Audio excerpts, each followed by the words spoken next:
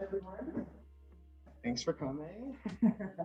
Welcome to Open Studio. This is Ian, and tonight we're very excited to be hosting an artist talk by Spatial-esk.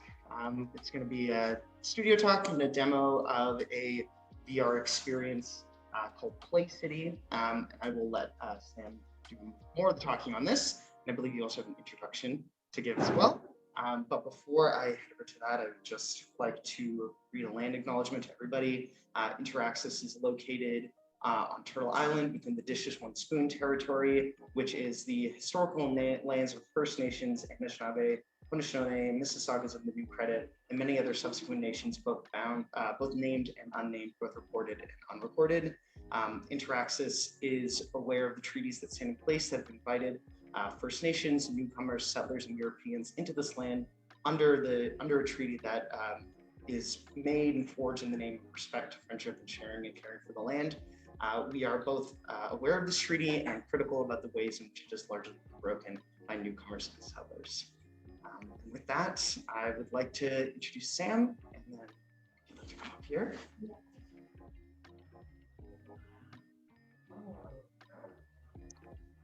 Hey, can you all hear me okay? All right, I assume so.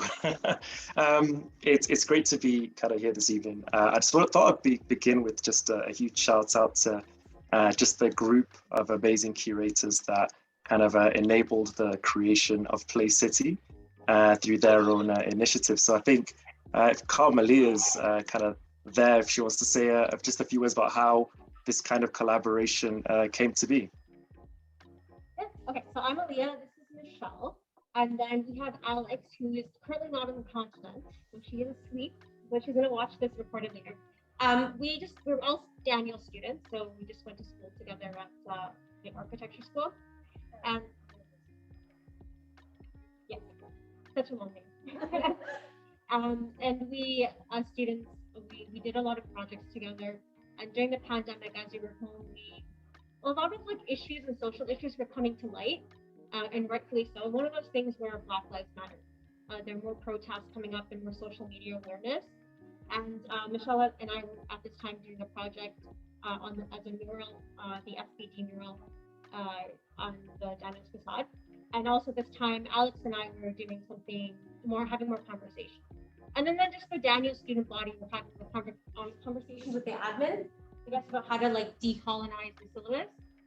And so we wanted to push this conversation forward. I just can't stop right there with a mural or a one-off sort of conversation with the admin. And so we all banded together and decided to apply for a grant and get some more emerging artists and youth involved in how to better design our cities so that they could better support Black youth. And, Michelle can talk about what our way forward is going to be. So I came up with this initiative. So it is virtual residency with Black young artists who reimagine Toronto, how it could be safer for one of our communities that are historically marginalized. So yeah, moving forward, we know that our systems and institutions, especially educational institutions, have to change, or even ways of sharing and passing knowledge. So yeah, we're hoping to do more artist talks like this, but really getting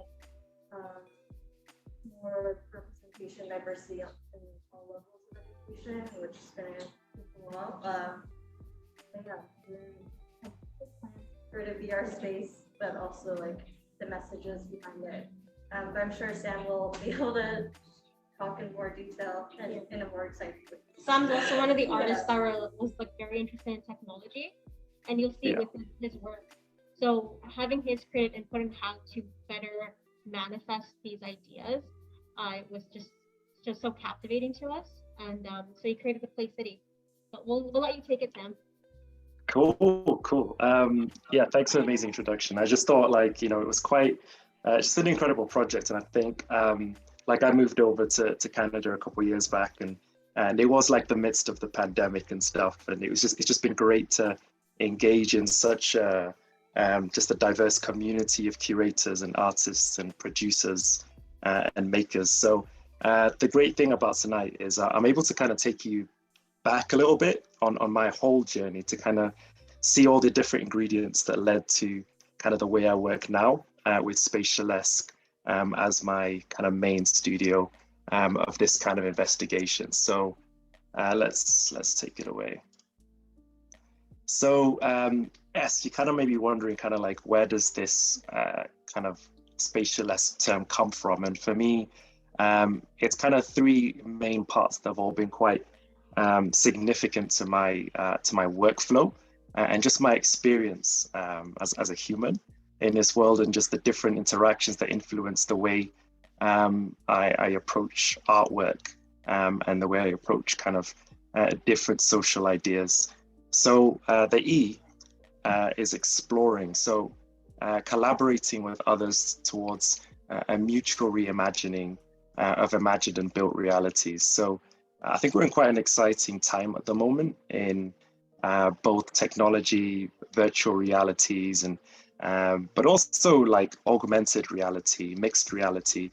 But I do want to also emphasize the built as well. I think that's always a part of like it's an experience that is all tangible to us too. And an important part of my work is to touch on real issues and to hopefully be a catalyst for like change in the realm of the physical as well. The next is like simulation. So as I mentioned, like I've always been just fascinated by kind of what technology can do and just how it can just empower as well, because I think we've all through different tools, and maybe it's a metaverse platform, maybe it's a kind of computer program, maybe it's gaming, but I think these all allow us to kind of reimagine kind of ourselves within our environment and also the environment that we exist within. So I think it's a tool for artistic empowerment as well. And the K is really about knowing. So for me, it's like growing up in an educational system. So I went through like we just said, for me it was a similar experience going through an architectural kind of training, but it was kind of quite alien in some ways. And I always had this kind of passion and background with street art, and it's always been and continues to be kind of a foundational influence in the way I work. So just how we know what we know, like what is beauty, what is what is a good ingredients for an urban space, for our environment, for an artistic kind of way of living in the city, And so I'm really interested in kind of reimagining that and like flipping the scripts and helping people to express these ideas and giving kind of elevation to them. And so kind of taking you back to some of my influences and kind of that have led to the forms and the shapes and the experience that you see. Hopefully this kind of gives you a sense of just kind of where the wackiness kind of comes from. And so for me, like I know I've got my British accent, I grew up there, but I'm traditionally, my heritage is Zambian, of the Bemba and Lunda tribes. And so whenever I've been back to Zambia, my homeland, it's always an incredible experience because I'm always met by vibrancy, color, activity, just a whole like myriad of just different dialects and marketplaces, and it's just there's a certain vibrancy to the way people live and interact. And at first glance it can be a bit of a shock to some, like just how kind of chaotic it can seem, but I think there's a real beauty in that, and I think that chaos has always been something that I find quite interesting in the performing and the visual arts as well. And street art is also like a really wonderful aspect of the way people express themselves. But the interesting thing about this is it's an expression on the built environment, and it's like an informal thing. And I think in so many countries it's kind of layered on. It's kind of a form of activism, because you might just need some kind of wheat paste and some paper, and then you can kind of do your own thing. And so whether that's used for advertising or artwork, it's kind of a variety of ways to do that. And I just loved how people just kind of built kind of infrastructure in kind of just different ways. Like, I think just the way people use crossovers and just taking the views, or just meet with each other or play music in, just in the middle of a roundabout or something like that. It's kind of amazing to see people kind of reinterpreting and being kind of playful with the space. And then all of a sudden, the city doesn't become this place where you have to behave a certain way. You can just kind of add your layer to it. And so that kind of like is a big influence in street art and street culture in kind of art and design. And I think that layer of color is also a big part of it too.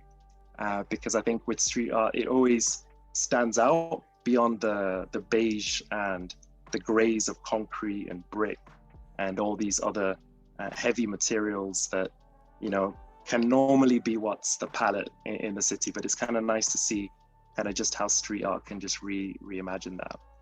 And everything just down to the advertising for me was just, it was colorful. It was like innately like Zambian in the way everything was, like right down to, a phone ticket booth, and then just like play would just take forms in different ways. And I think communities would actively work together to build spaces for play, whether that's like, playing, well, we call it football. I know you say soccer over here, but just like things to just, communities would actively make these spaces. And I always thought that was a really powerful thing that communities can do. And later on, you'll see how the kind of artistic proposal that I create, it's kind of like trying to hark back to kind of how can we make cities places where we can add that layer of play again and feel like we have ownership and we're a community.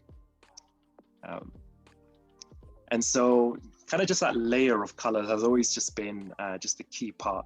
And here are just some other images of, I really love this barbershop image because it ties really well into like my first kind of project, which was actually a barbershop back in England.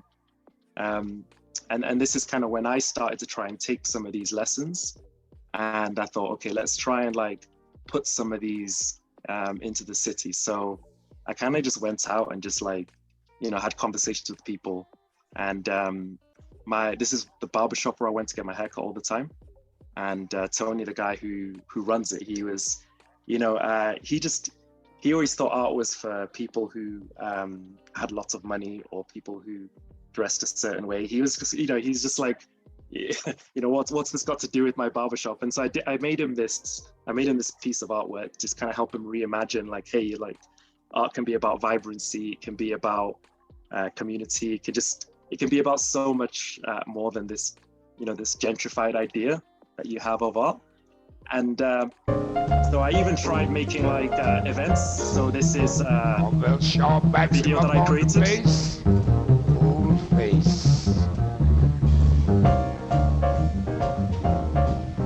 Now listen to little Danny Barcelona on the drums.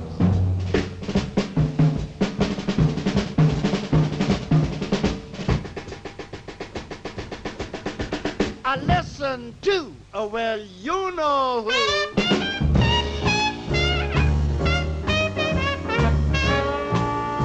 So yeah, this was way before TikTok, 2018. And so like I kind of like reinvented the barbershop into this art space, but also like somewhere where there could be these pop-up like events and stuff. And the first one was like you saw in the video, Capture the Flag, which was so there would be like a bar down the street with the flag out the window with the kind of the Spatial-esk symbol, and then people could gather in that space, and then like they had to kind of like work it out and find where it was, and they get in, and then they get to kind of enjoy this this secret performance in the city. And so this was one of the ways I kind of added like a game to gamifying space in the city in a physical way, and then just creating artwork for the windows with canvases and signage and QR codes within the space. It was all really quite informal and low budget, but just kind of adding that layer of playfulness just to create it. So that's me kind of doing some street art, just kind of a mural, an abstract text representation of the word peace along the back of the wall. And these are some of the posters for the Capture the Flag event. If you've ever been to a British pub, they have lots of carpet on the floor, so I think it's quite a funny shot here. But yeah, this was like, it had poetry readings, it had projection light bombs on the walls, it had like musicians coming in. So it was quite a nice mixture of different creatives. This is some of the artwork that went up just above. And this was really cool because, you know, it just kind of it kind of introduced people to kind of having play within. And so this was kind of a performative, it was a performative piece in a way. Like there wasn't, besides the barbershop, which led to this place, this was very much about just making small moves, playing small games within the city to allow something like this to happen. And then this all kind of then influences the way I look at VR as a tool later on. Just one of the amazing musicians that we had there as well. So kind of getting more into the technology side. So I started kind of thinking, okay, like, I'm amazed by how technology can allow these things to happen. And so I thought, okay, how about making these things physical?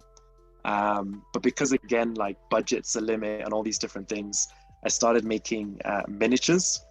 And so these are about the size of my hand, and they were kind of created using CNC, laser cut, and just kind of collage open source images as well that were kind of cut intricately and things to create these kind of just computer models that were then crafted into these small models. So this was a way that I had to position these around the city and kind of provoke thought, be a bit playful about these little creations and these little figures living in the city.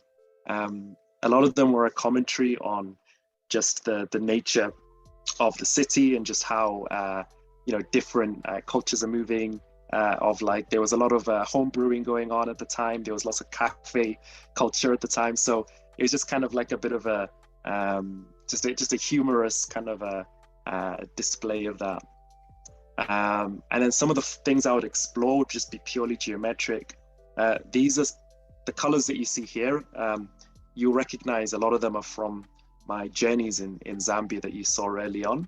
So bringing these colors in and just, this is the links that I'm starting to make with technology. I'm saying, okay, how can some of these forms just be created into just fabrication pieces that, perhaps one day could, be sculptures in the city, or could one day be, in playgrounds, or, adding this layer of play within the city.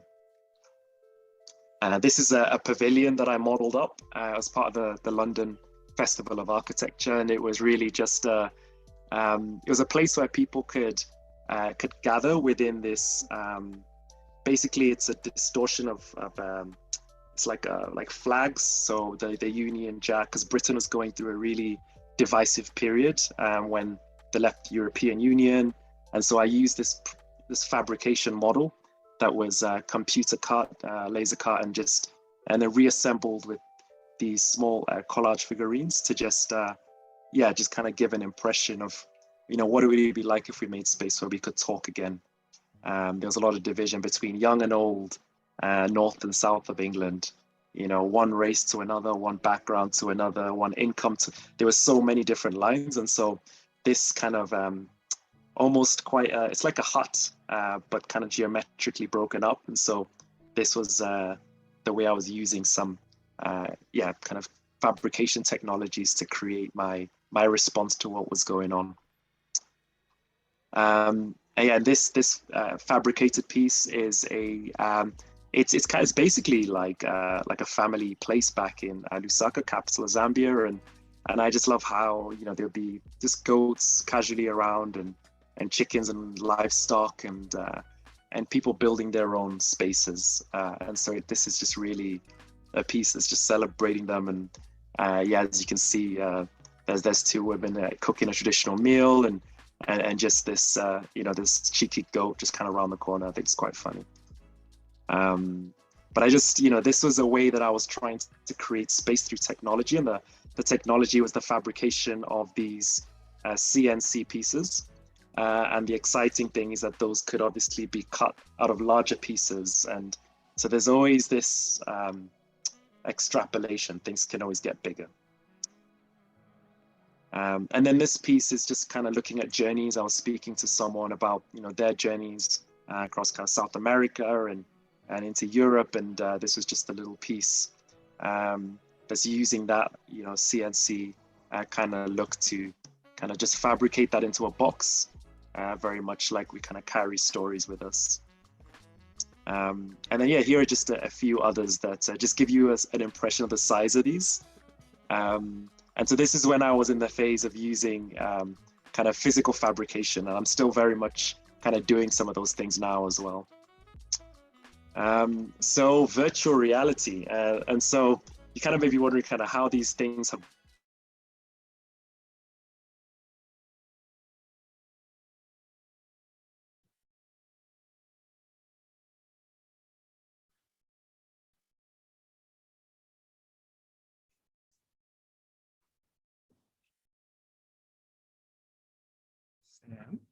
arts and like a host of amazing like artists, and we were just all kind of doing the Afrofutures.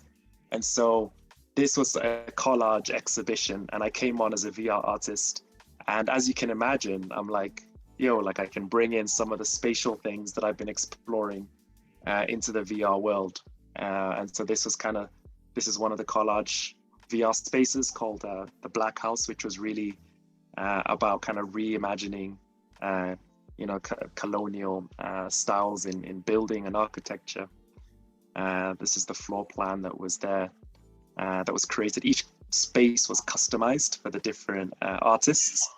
And that's one of the cool, exciting things you could do as part of that process.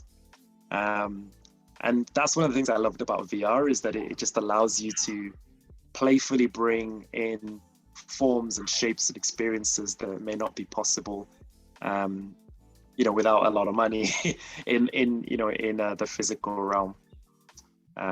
These are some internal shots of one of the spaces that I was designing for an artist called Gislantem, some beautiful collage, delicate pieces, and you can see some of the nuances of color and just architecture in the space.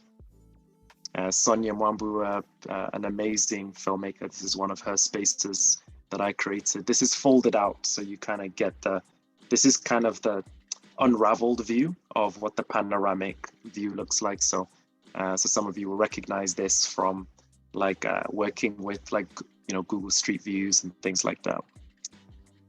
And then most recently did one for BSAM, and this was Imaginuity. So it was imagining Black inventions in the future, and this had a space created where all these different inventions were placed within this virtual space.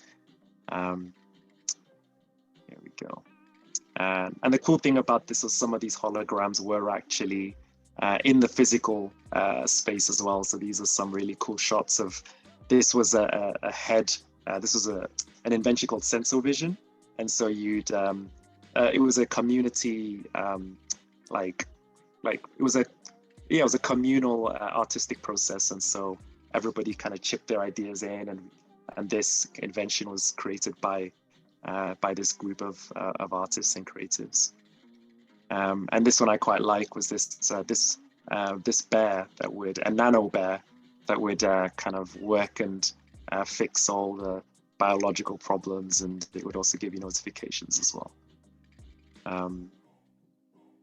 And so the Play City, as we had in the introduction, was really just a response for how Black youth can engage with the city again. And so when I first came to Toronto, one of the things I was really struck by is it's just a city full of so many people, so many walks of life, and the city itself with its hardscape, with its tall buildings, it can how do you kind of engage and add your own layer to this? you saw Zambia earlier on, and there's this kind of, informality and street art, and there's a lot of organization here. So I was really like, how can I add a layer to kind of make people think about how we can make the spaces more permeable and just for more creative opportunities like we're having now, where we're just having conversations and just having open studios, and like how can we just let that bleed into the streets. And BLM was an incredible example where I began to see just the city being kind of reinvented, like crosswalks being turned into places where there were demonstrations, and there were performance, there was poetry, there was dance, there was so many beautiful things happening in the city that I thought were birthed from pain and a desire for change. But actually, it's amazing that these things can actually continue to flourish in ways that we didn't expect, to actually create a far better city than we saw before. I think spaces for that informality and playfulness. And so when I was approached and I kind of applied, say, hey, I would love to get involved in this process to reimagine the city. I began immediately like increasing these forms that I used to play with as a kid. I mean, I still, like, every time now and again I see one of these and I want to climb up and do some parkour or something, but I just made these bigger and I just began to position them in the city, and it was quite interesting because they kind of look like they could be like buildings, because in a way the buildings themselves try and have a sense of playfulness, but they're very restricted. So it was quite liberating to just kind of say, hey, I'm going to just chuck a massive swing kind of just going through downtown core, or I'm going to have these steps and have a swing that just kind of just enters this urban space. But in the process, what happened was I began to see a lot of metaphors with these forms of play, and just what the experience can be like for me, for many other people in the city. So the slide became this idea of just the city becomes this place where you come through, and there's a very economical kind of flow to it. People come in, they're drawn to the high paying jobs, and there's a quickness about that, and the climbing frame becomes like property. How do people how can people get on this ladder? Like, it's this, there's so many analogies that I think really relate strongly to just the experience of being in any big city. The swing for me was representing how people can come in and out of the city. So like people moving into some areas and then having to move out of some areas, or some development happens here, so people have to move there. There's this kind of motion that can happen. And so you can see in some of these images, I'm starting to model and play with these and kind of bring them closer to the built form of the city. And one of the things that I should mention here is that the data that's being used for this, a lot of it's just like open source. It's available on like publicly accessible from the city. So I was able to grab a lot of these buildings from the city science to use it for a different purpose, other than just for I don't know, like a high rise, just using it for an artistic purpose. So I think we can all kind of use it in surprising ways. This is like a nighttime kind of shot.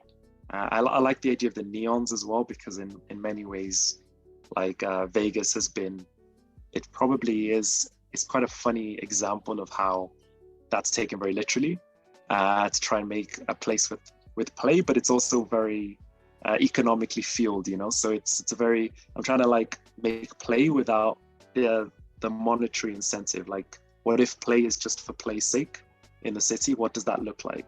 And then maybe it doesn't look like Caesar's Palace. Maybe it looks like, the CN Tower has swings kind of every few levels going up.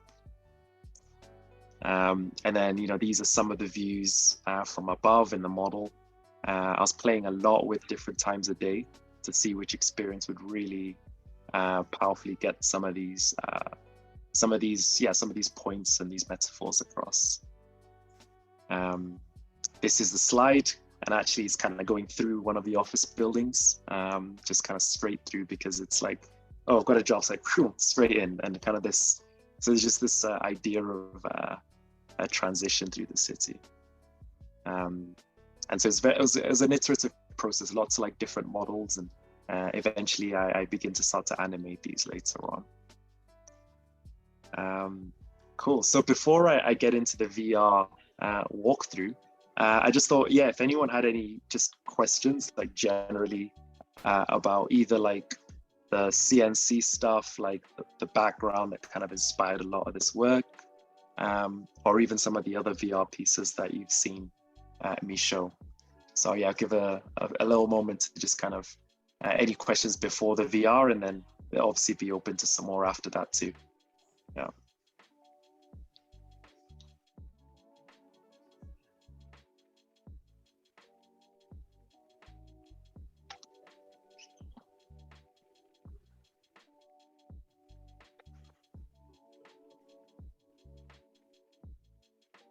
Hopefully you could all still, you could hear me. I just imagine I was talking to myself. No questions at this time. So someone's saying something?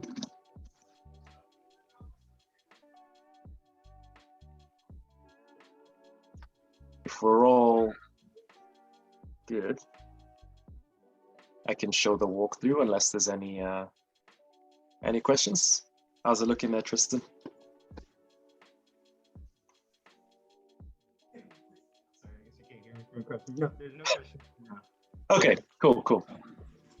Awesome. All right, so let's get into this. So I'm just gonna. So this is kind of an overview of like the overall like just combination of different aspects coming through. We have like the neon lights, and which are kind of all on the frame structure. The big kind of frame representing that climbing. The CN Tower has these kind of these swings that are mechanically kind of all the way around, and this glowing slide that just kind of goes in and through and around a lot of these buildings downtown. And so I actually limited the design to this particular part of the city because it was a lot of these kind of models can get quite heavy, and I was trying to get as much like just detail and atmosphere in there as possible. So if you have a phone, I mean, who am I kidding? Everyone has a phone, if you don't, I respect that, because these things are taking over our lives. But yeah, if you want to take a QR screen grab of this, you can actually have a look at the space on your phone. It will ask you if you want to allow it to use the gyroscope. So I recommend that if you have like either like the Google Cardboard, you can stick it in, and you can kind of like have that like HMD, so like head mounted. But if you want to like move your phone around, you can do that too. If you don't choose that option, you can easily just use your finger to swipe your navigation, which is what I'll be doing on the computer. So if you bear with me, I'm just gonna get this on screen and show you the city. Okay.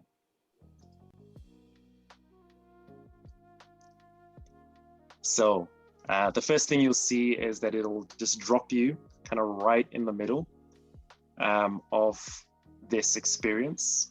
The time of year that this was being finished, it was kind of early January, Feb, and I just really felt like this snowy scene was just a really lovely contrast to a lot of the colors in the space.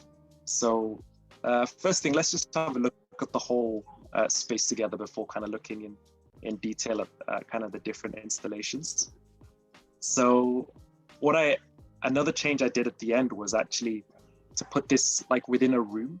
So you may have noticed that actually there's some corners, there's some walls, there's a ceiling, and you know, a few kind of glowing lights. And this is to kind of make it feel like this is like a play set. and that you're a kid with this massive play set, and you're kind of like in the room.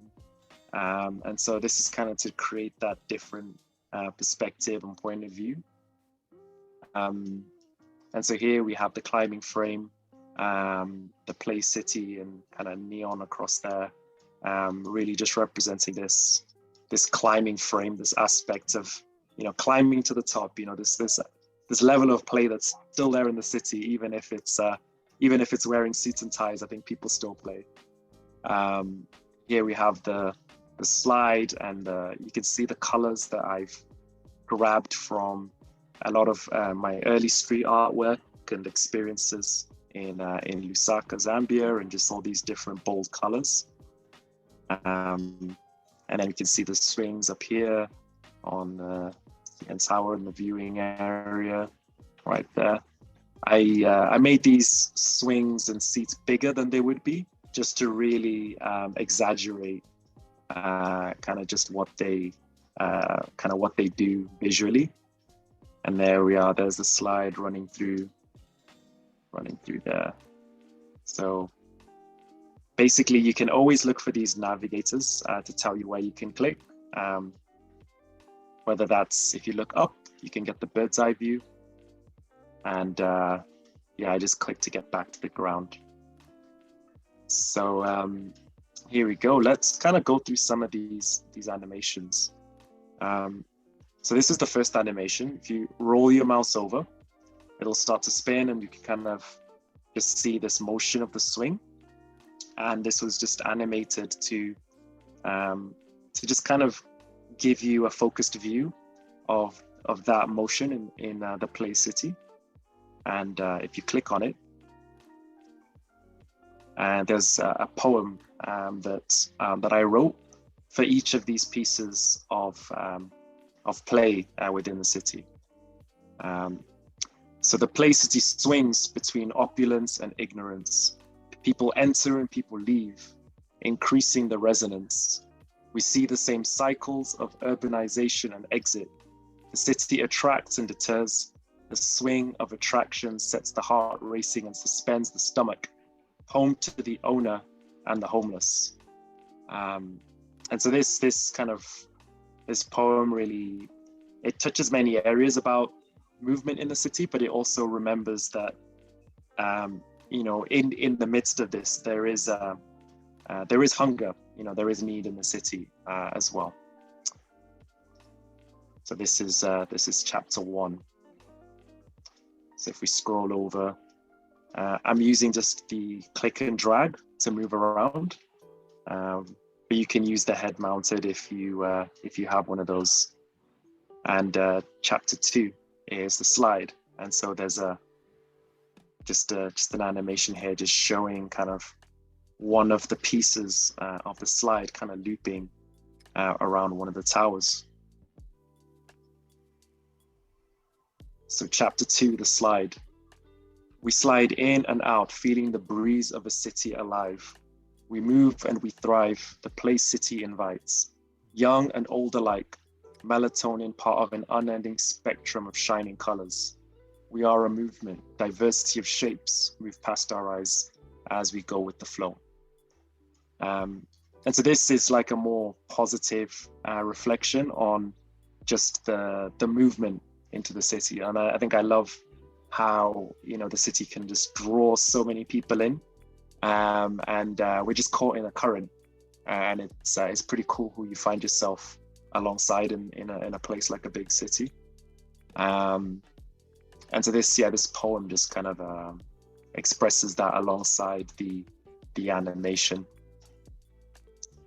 And so there's really just 3 layers to the whole space. There's the physical space, There's this, I'll say the environmental space. You can tell I'm starting to think I'm in the Matrix. You can see the environmental space. We can see the animation, and then the kind of the text, the written poetry kind of overlaid as well. And it's pretty cool how you can look around and see these floating screens like you're in a gallery. So it's trying to reinvent that gallery experience as well. Chapter 3, and so here I kind of animated both the rotation of the swing and just the climbing frame in the background, because the frame is quite static, but actually with everything else moving around it, you can see the dynamism of just climbing this red frame in the background. The lights are turned off, so it's just the word city's there in black. So chapter 3, the frame. The frame of purchase entices as many near and far seek to climb. Frames of occupation, status, and of course space. These snaking streets hold so much unspeakable value. Watching the abstract terrain of economical value determine the highs and lows of a city. Shall we climb and see when we finally decide to yield to the bond of gravity? And so, yeah, here we are, the frame. Again, this reflection on just cost in the city and the role that money plays, but also just kind of playfully, representing it in this form. So it has these two layers. It's got playfulness, but it's also got some kind of just some depth and reflection to it too. And if you'd like, there's an open source soundtrack that I included within this, which is quite loud. So if you want to put this on, you can. And just kind of enjoy that too, which is kind of more of an upbeat kind of techno sound to it. So yeah, like this is the Play City. Thank you all for coming and just being on this journey to kind of find out what led to the creation of that space. And if there are any other just questions, thoughts, and feel free to just reach out.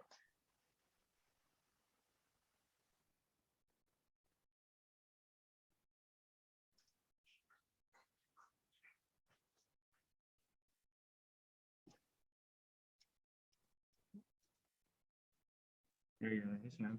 Won't make you stare at a black screen anymore. Thank you for that wonderful presentation. I guess at this moment, if there's anyone who has any questions, cool. Feel free to direct them towards the screen or towards me, and I'll relay them here. Is there anybody who has anything they'd like to ask?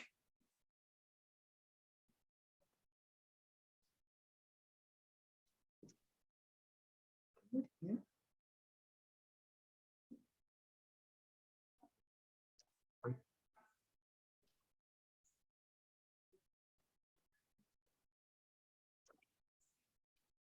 So just out of curiosity, like how familiar is everyone here with like using VR? Like are people like, which stages of people are you? There is one question. Okay, yeah, cool. Yeah, so I don't think you can hear like anything that's going on in the room just because of the laptop. I'm there like, I'm not blanking you and ignoring. No. I'm just. The question was more or less, is there anything you're working on right now? Or are you taking a break? But yeah, is there any upcoming projects that we can look forward to? Cool. Yes. So my boy Kay the Chosen, amazing hip hop artist.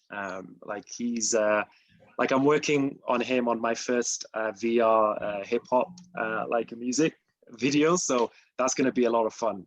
So we're kind of like we've got a few mad concepts. We're going to try and break the box with this one. So dude's been on in front of a green screen and all, getting used to recording without a space, because I'm going to be creating the space and that's going to be an interesting one. I think like you can watch the space. I'll be letting everyone know when like the live opening performance will be. So if you've used like Mozilla Hubs, which is like a metaverse chat platform, like there's going to be like an opening event, and like our little avatars can go in and jam to the music. So that's like one really, I'm really enjoying that one at the moment.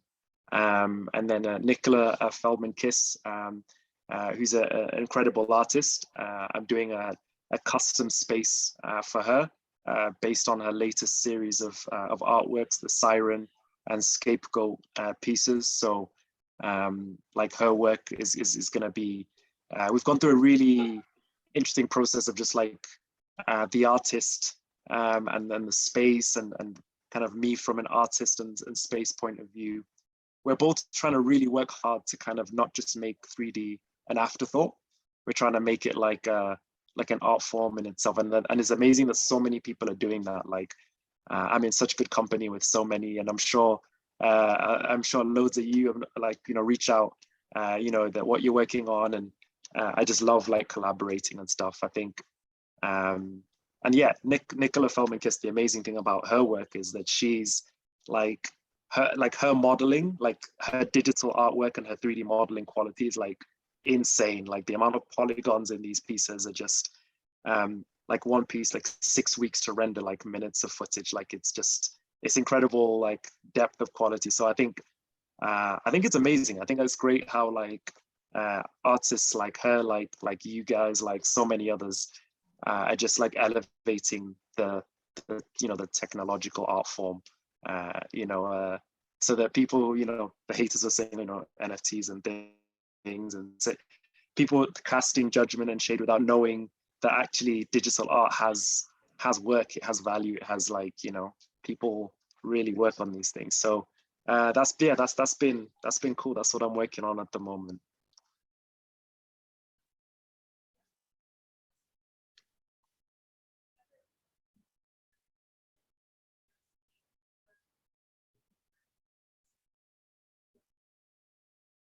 Do you ever model in VR, like in VR space, or do you usually create the models first and then bring them into VR? Great question. So that's one that, I mean, if you do that, I would love some tips, because at the moment I've been, like, as you saw, like the models that I make, I kind of start with a bit of like physical modeling, and then I can do like a 3D scan of that, put it in. So I kind of like start that way around.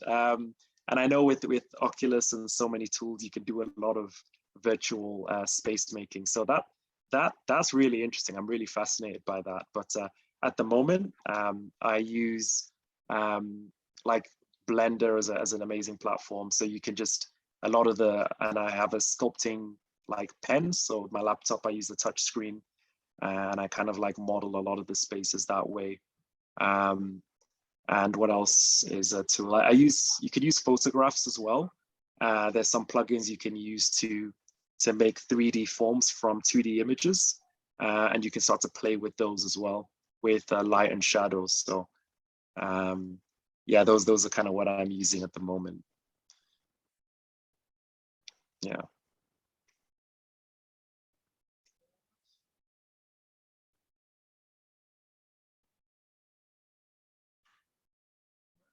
Well, I think that is Cool. the end of questions. Do you Cool. have any closing remarks, or you want to plug your website or Instagram or anything? Go ahead. Hey, yeah, like it's anyone wants to reach out, have a chat. Like I always say I'm all about making friends. So Tristan's one of them, some of my new pals. Yeah, just reach out. And like, yes, Spatial-esk handle, it's on the IA account. So just reach out. And yeah, like I'll be adding more. Like at the moment, the website, I'm building an archive of these projects, and just kind of then gonna create like a sequence of like publication to kind of show each piece. And these things do take time, but if you want to see the process and like say, hey, Spatial, like what are you working on? Can I see your screen for a bit? And I'm doing Watch Me work with Karen for Creative Commons, and also Artivive. And so yeah, we're trying to do lots of things to make it open. And yeah, just reach out is all I can say. It's been fun. Well, if there's no more questions, thank you, Sam, for coming and giving us this talk today. Cool. It's been wonderful. We have the Oculus is still set up here, and you guys can also look at microphones. We do have some like phone held headsets too, if you want to like move your head around with your phone. Yeah, and that's about it. So great, amazing. yeah, I'll stop recording.